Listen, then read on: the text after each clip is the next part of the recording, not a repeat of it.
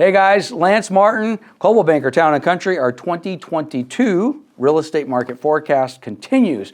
We are here with Randy Johnson with Planet Home Lending. Randy's been a staple in all of our, I was going to say Moreno Valley, but in all of our offices for the last several years. Works with Ed Hoffman back at the WCC days, and then Summit Funding, and now Planet Home Lending. What are you doing? What's your responsibilities over there, Randy? I'm the retail sales manager over there. Retail, so now you got people you're responsible for, and Yeah. all sorts of fun stuff. Yeah, absolutely. Okay, well, before we dive in with Randy, Randy and his company through Ed, they've been supporters of our market forecast for many, many years. I've asked Randy to join us today because we are on a sales meeting pretty much every Tuesday. I don't think you've missed a sales meeting in many, many years. We rib each other occasionally. I think maybe you've missed one. So at any rate, he supports our company tremendously, very knowledgeable. So I thought, you know what the heck? Why don't we do what we do every single Tuesday, and what we even did a little bit this morning at our sales meeting, and let's bring you in studio and see what the heck's going on, because I respect your opinion. You're as close to it as anybody I know. So here we are. But before we start, let's just take 30 seconds. We talked before. For those of you that are in Moreno Valley in the real estate business, I just found something out about Randy, and I've known him for years. David Lerma is your uncle. Yes, sir. Yeah. David So, and if you know the name, but you're pausing a little bit. Hallmark West Real Estate. When I first came into Moreno Valley in 1987, David and Hallmark and Terry Kelly and everybody over there, and Christy, who's probably watching these because I know she does. I mean, David was a legend in Moreno Valley, so I knew there was a reason I liked you. Yeah. Yeah. I've always been around the business, and Yep. he was the first start to it, yeah. Family business. Family, he was a big deal, and he always was, and he always was a big deal to me, yeah. Well, excellent. All right, so let's just jump right in. So we're going to start the same thing that we do with pretty much everybody that I sit down with. I want to take the last 2 years, the COVID years, all of 20 and all of 21. Let's just do a quick kind of summary. And I know you and I see each other so much. But I'm just curious, what did the last 2 years mean to your business? And again, specifically, just so we're clear, Randy's not an economist. I'm not an economist. This is the industry side of what we talk about on our market forecast. So on the lending side of the business, just great years, record-setting years. Tell us what's been going on. Yeah, absolutely. Like we talk about all the time, right? Before COVID, right? We were at 4.5% interest rates. 4.5, Four okay. and a half. Everyone was buying homes, and everyone was happy. Yep. It was a good time. COVID hit. Yep. We all didn't know what the uncertainty was going to bring. Panicked for a minute. Panicked for a quick minute. There was a couple of days of uncertainty. There was a couple of days where we didn't even quote rates because we didn't know what was going to happen. We were a little unclear. Then it all started to, slow down, ease up, and then rates started to, as we all know, plummet. Right. Go to record-setting numbers that were lower than we've ever seen before. Right.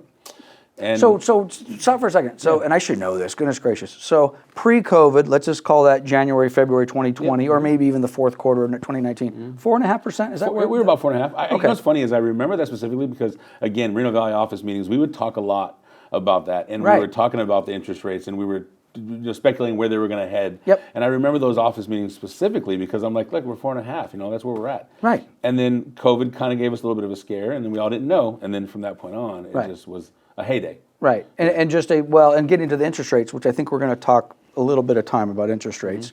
But we basically progressively, a little bit lower, a little bit lower, a little bit lower for almost 2 years anyway. I mean, we started to see some changes here at the tail end of last year. So what did that mean to your business? Well, as a whole, exponentially got busier. Yep. As you know, we talk about purchases a lot with you because purchases is what your game is. Because I hate refis. Right, we do. Well, he doesn't hate refis, but it's not what you do for a living. It's what we do for a living. Right. So refis, it filled the pipeline. Right. I mean, it to the point where we couldn't keep up. Yep. I mean, if it was, we were keeping up per se, but there was companies out there that were turning people down. Right. So now we can talk about refis. Yeah. Because you're right. In our sales meeting, we brush off, and I kind of laugh about it. And it's not that I hate refis, but we want to sell houses. Not your business, right? Well, but when I ask you guys if you're busy, and you incorporate your refi business into your resale business, that you're answering a different question for me. So now let's ask that question. So what percent? Again, just get close. What percentage of your business or the industry's business was in effect in the refi bucket, and when did that? I mean, assuming that probably changed. Yeah, in the last couple months. Yeah, absolutely. Yeah. When we were at the peak of COVID, we were probably 70-30 at that point, maybe 60-40 Okay. of refis versus purchases. Right. So that much. Oh, yeah. Yeah. Yeah, Well, there but was, makes perfect sense, yeah, right? 100%. Yeah, yeah. Right. It was, I think they had a number, and I don't quote me, but you're going to. I Well, no, believe, you're actually quoting yourself yeah, I right am now. right now. So here it is. There you go. A good portion of like 70% of people could refi at that one point because the Right. interest rates were so low. Yep. Everyone had a rate that could get lower. Right. And equity was rising. It's rising, right. And yeah, so again, going back to, I remember it vividly as well. So we're coming out of 2019, had a pretty darn good year. Yeah. Rates are 4.5. I'll take your word for it. It sounds about right. And we're building up for our forecast, and I've got people asking, oh, the market's going to crash, and oh, when's the market going to crash, and oh, we've seen the end of it. I'm like, well, okay, well then we had COVID, and then I think for a minute, even if you were like, no, the market's not going to crash, for a minute you might have thought, oh my gosh, if there's going to be something, a black swan event that potentially is going to crater things, maybe this is it.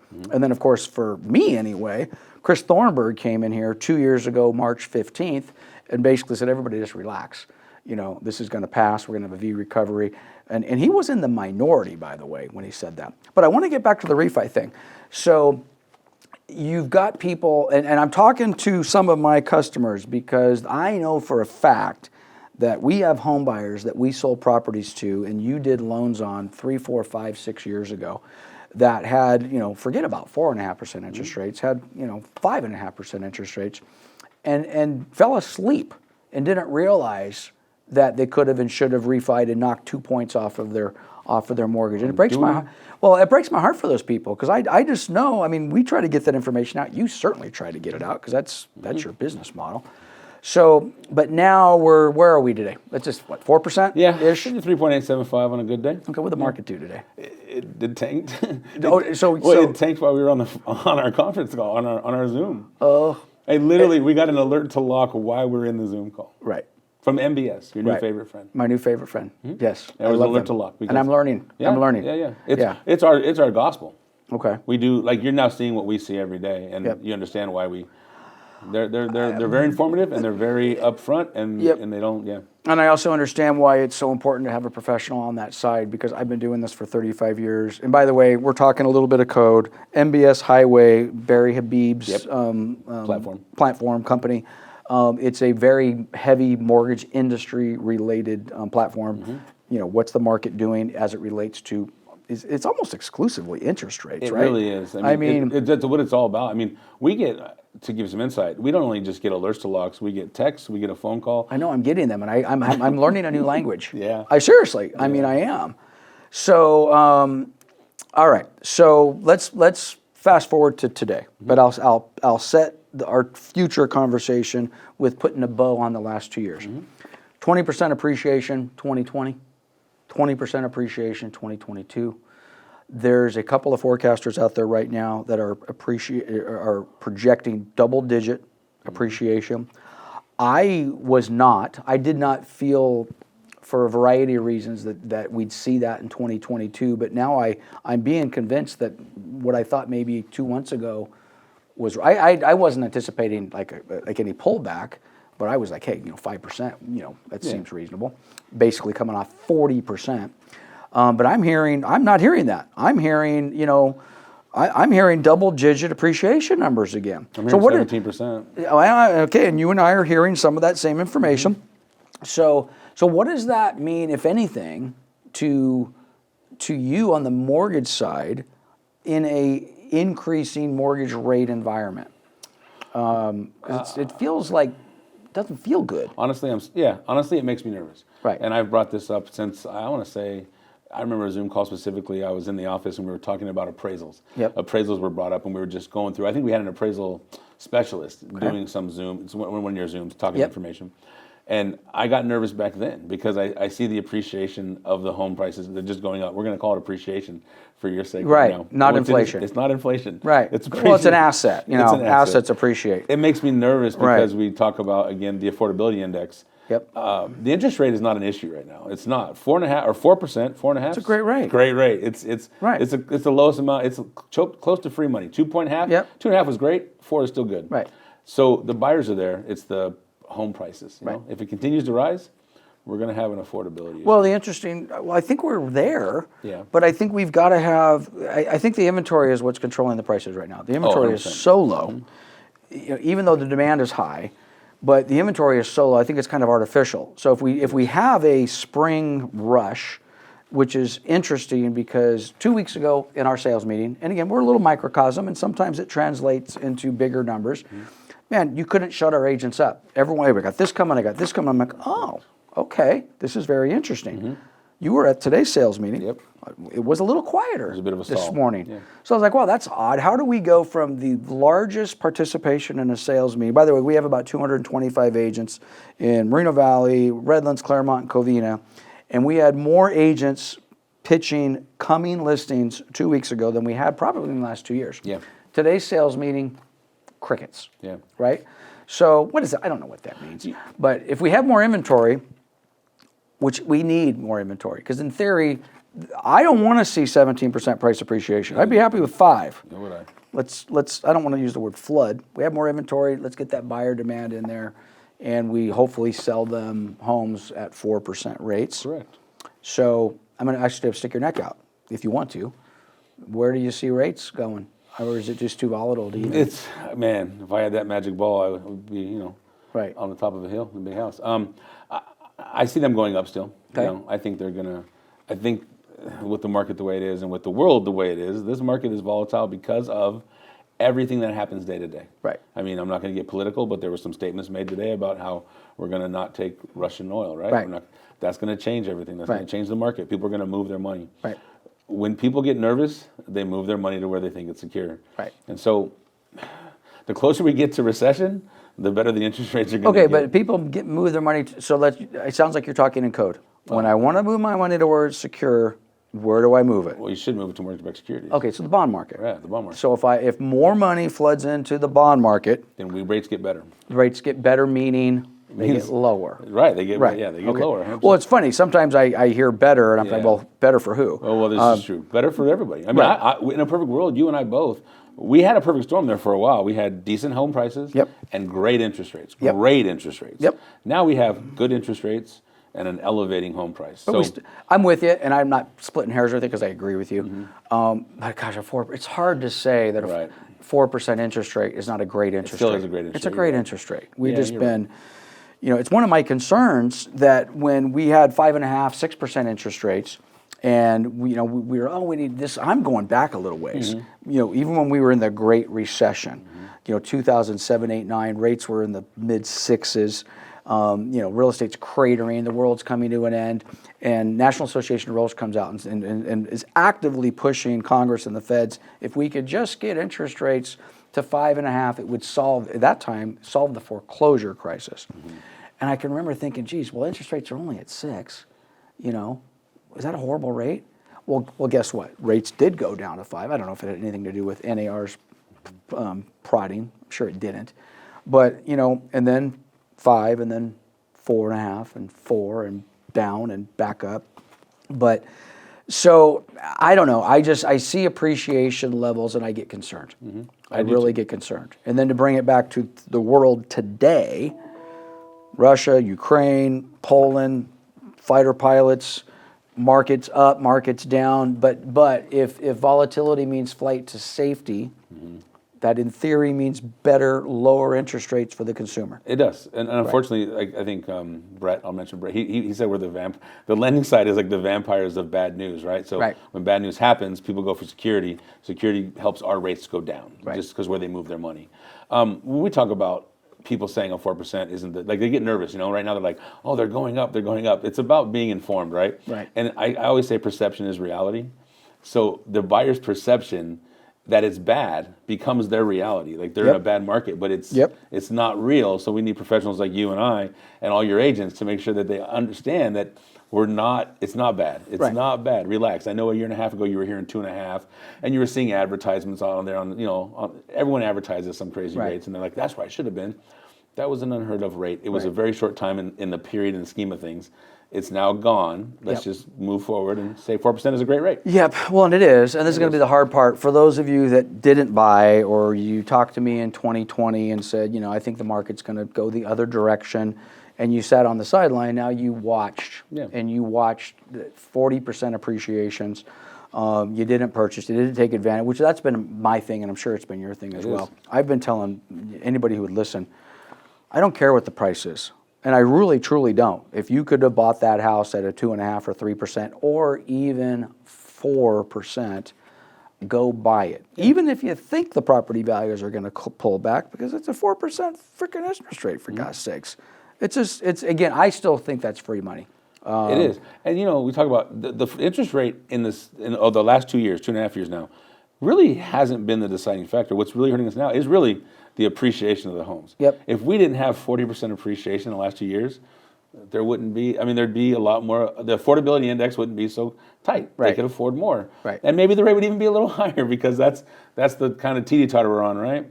When the rates go down, the prices go up, kind of that thing. But they've appreciated 40% in 2 years. It's unheard of. Well, it is, but I think a big part of that is it's not natural. And it's not natural, not that it didn't happen, it happened.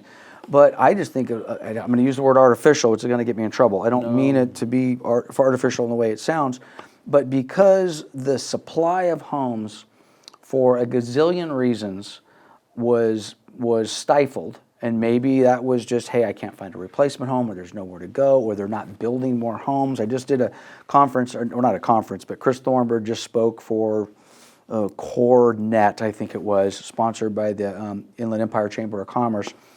And there was a couple home builders there. Lewis Homes was there, Randall Lewis, and a couple other guys. And I'm like, guys, why are we not building homes?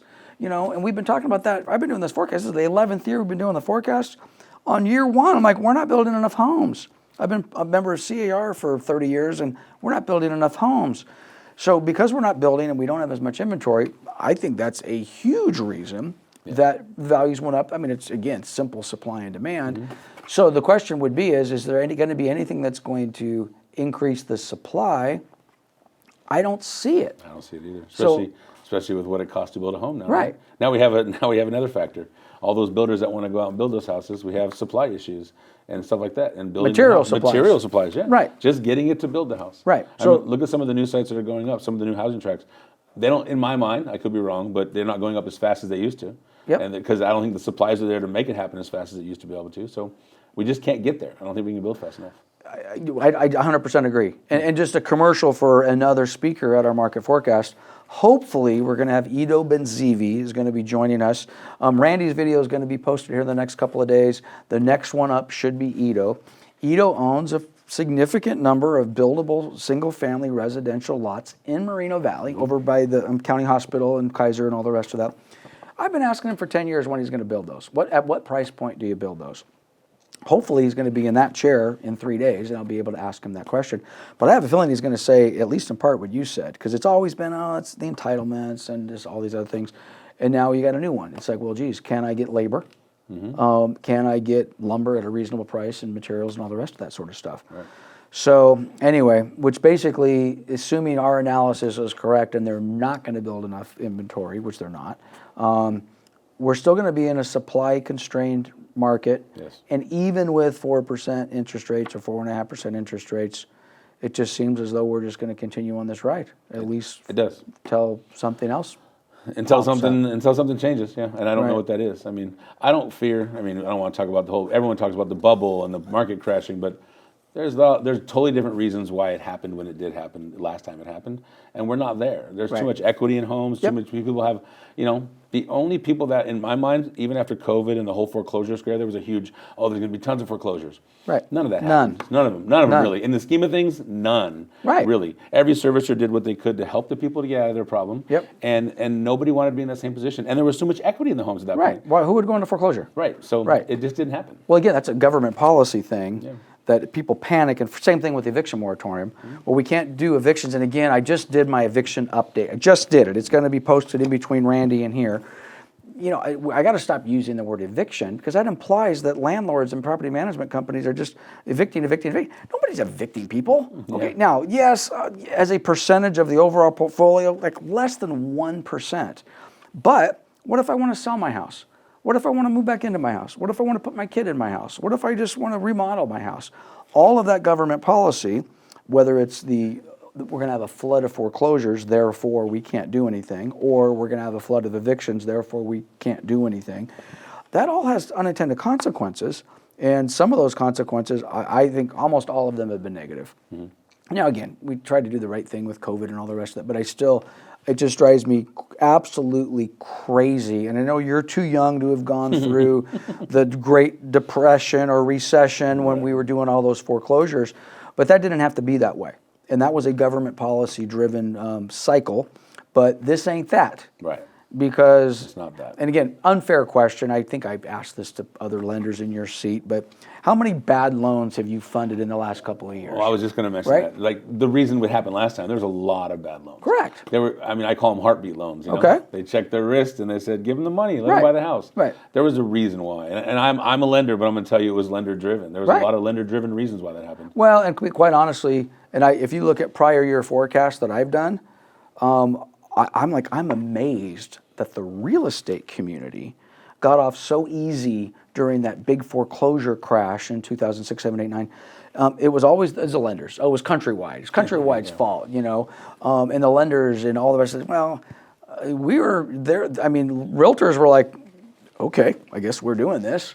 Buyers were certainly like, you want to loan me money? Yeah. Give it to me, baby. Right. So we all were kind of, riding that train, knowing at some point, which again, I remember sitting down with my dad. Again, for most of you guys know the family, my grandmother's in the business, my mom and dad are in the business. My dad and my mom were still working. Actually, they weren't. They were retired. And we get together, and my dad, he'd be like, it's unsustainable. And I'm like, yeah. And then, guess what? It was unsustainable. Think the thing that concerns me, we look at 20%, 20%, You're saying 15%, it's unsustainable. I know, that's the part right? that makes Today is unsustainable. It's unsustainable. So the question is, though, do we just kind of come down to some normalcy, or do we see something? I think it stalls. I don't think it ever crashes. I think it stalls. I think it slows down because you're going to have a couple of reasons. Buyers are no longer the affordability. I'll go back to the affordability. That's what's going to be the tough part. Okay. When the regular Joe can afford a home still. Yep. And afford to live and pay $6.50 a gallon. All those things come into factor of what makes a person decide whether or not they can buy a home. Right. But what if interest rates are at 5.5%? Well, that's still viable. That's still viable, probably. It is, but do I still buy an $800,000 house, or is the demand for that now is that interest rate correction going to pull that value back to? I believe 100% it does. Yeah. I believe it drops the price of home you afford. Right. Right. You still find the home. You just didn't find the home that you were going to buy. Right. Before. I just don't know if those homes. We're going to go back to availability, right, and whether there's enough out there. Yep. So that's what keeps driving it, and Right. that's the problem. Right. And it is a vicious cycle. It is. It is a vicious cycle, and Okay. one that makes me a little nervous. But And it makes me very nervous. So on the rental side, and I think we did no prep for this, with maybe one exception. I think I said, do you want to talk a little bit about rentals? Yeah. So huge appreciation in rentals. So generally, we don't talk a whole lot about the rental market at the market forecast here, which it's more on the resale side and what that means. But when you've seen the amount of appreciation in rentals, so and the reason I think it's important for us to do that, because somebody might have listened to my comments in the last 4 or 5 minutes and said, what are you saying, Lance? Are you saying we're going to see a pullback in real estate values? Do you have a concern if interest rates are at 5.5%? And the answer is yes, but there is this gigantic safety net below the real estate value market called the rental market. And as long as my rentals now are $2,000, $2,500, $3,000, rentals that we do a lot of property management. We have properties that we used not that long ago, like 2 years ago, that we were renting for $1,500 that we're now renting for $2,500. Now, a lot of that is 2 years ago isn't quite right because we had some rental increase hikes that came in January of 2020. But exploding rental values over the last 3-4 years. So if I had a hesitation about buying, or if I didn't want to pay that price, all I got to do is go look at the rental market and say, well, geez, would I rather own that with that payment, or would I rather rent this with this payment?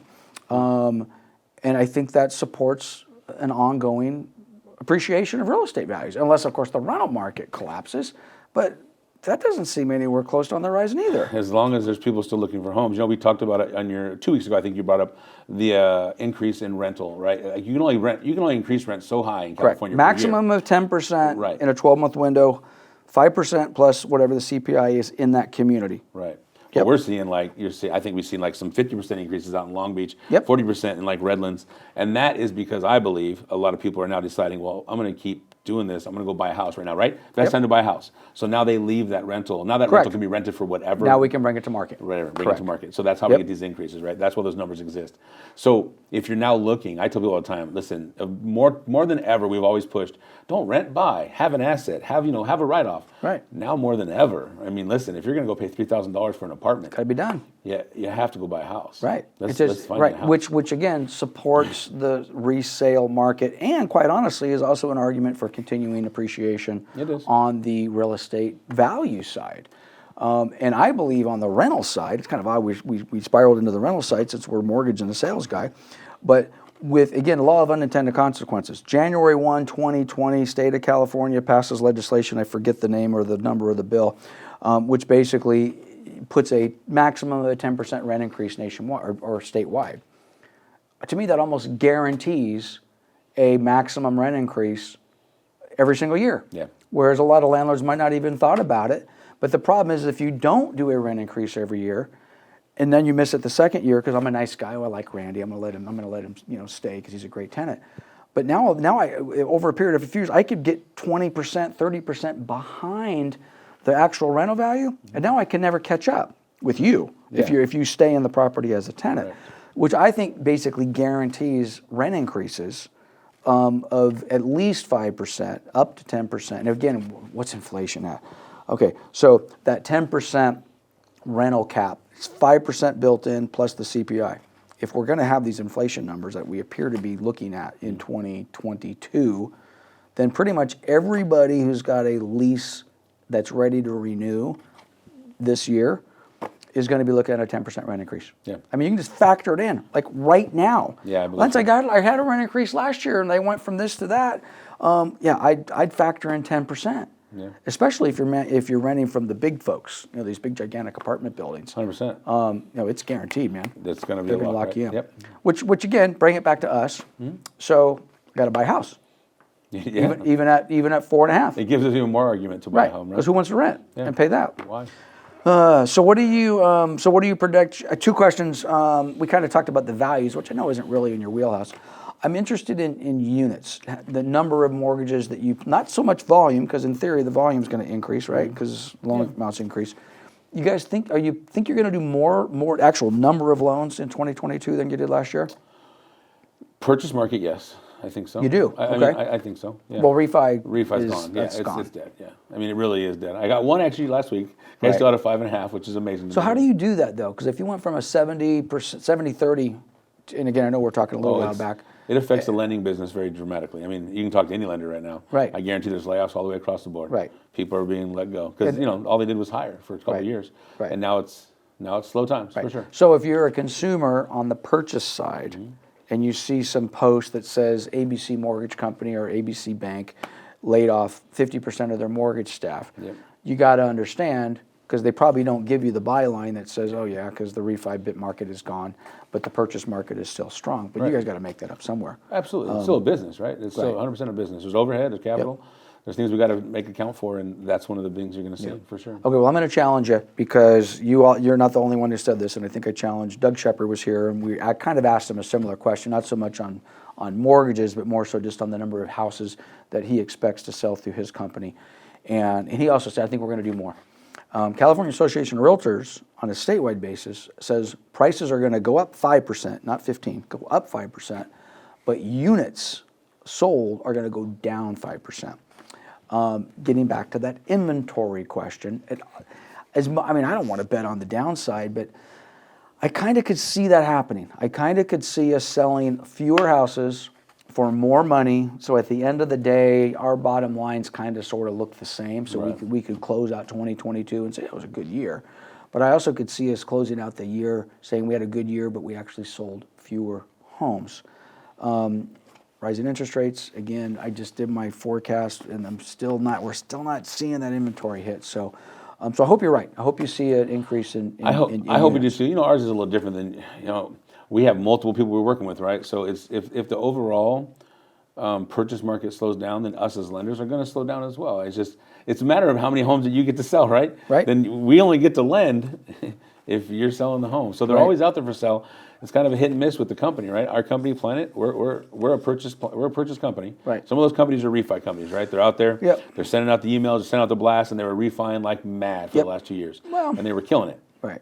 When the purchase market comes around, Any company that's been in your space that has longevity is always got to have a focus on purchase. It does. That's, I mean, the refis obviously are nice, but you've got to have that purchase on focus on purchase, or you're in trouble. All right, so you know, I don't want to mention a competitor, but you know, we love Brett. Yeah, you know, with I like Brett Loan too. Depot, he's a good guy. Maybe we'll have Brett in, maybe not. But he had mentioned some jumbo products. Do you have any products? Not necessarily what he was talking about, that 95.5, that 96.5, 3.5%.